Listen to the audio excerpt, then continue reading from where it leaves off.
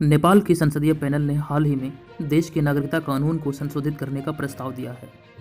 नेपाल की नागरिकता कानून में संशोधन का प्रस्ताव देश की संसद में आया है, जिसके अनुसार वह भारत या किसी और देश की बेटी को नेपाल की बहू बनाने के बाद भी यहाँ की नागरिकता के लिए 7 साल का इंतजार करना होगा।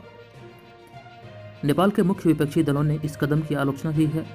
इनका कहना है कि इससे मधेश में रहने वाले लोगों को काफ़ी परेशानी होगी, क्योंकि सीमा पार शादियाँ यहाँ पर वैध है।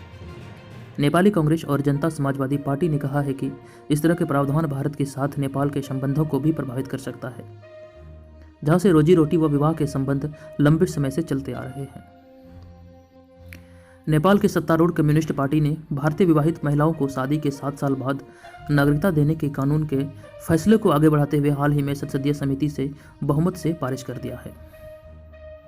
नेपाल की विपक्षी पार्टियों के तमाम दलील और विरोध को खारिज करते हुए सत्तारूढ़ दल ने नागरिकता संबंधी विवादास्पद कानून बनाने की प्रक्रिया को आगे बढ़ा दिया है।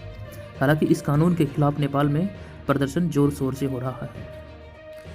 इस तरह के प्रावधान भारत के साथ नेपाल के संबंधों को भी प्रभावित कर सकता है, जहां से रोजी रोटी व विवाह के संबंध लंबे समय से चलते आ रहे हैं। अब नेपाल भारत के बीच सदियों से चली आ रही रोटी बेटी का रिश्ता खत्म होने की संभावना बनती जा रही है।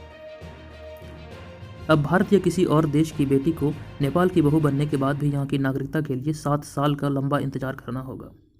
हालांकि 7 साल की अवधि के लिए दूसरे देश की बेटियों को सामाजिक, सांस्कृतिक और आर्थिक अधिकारों वाले नेपाल का आवासीय पहचान पत्र शादी के दिन ही मिल जाएगा।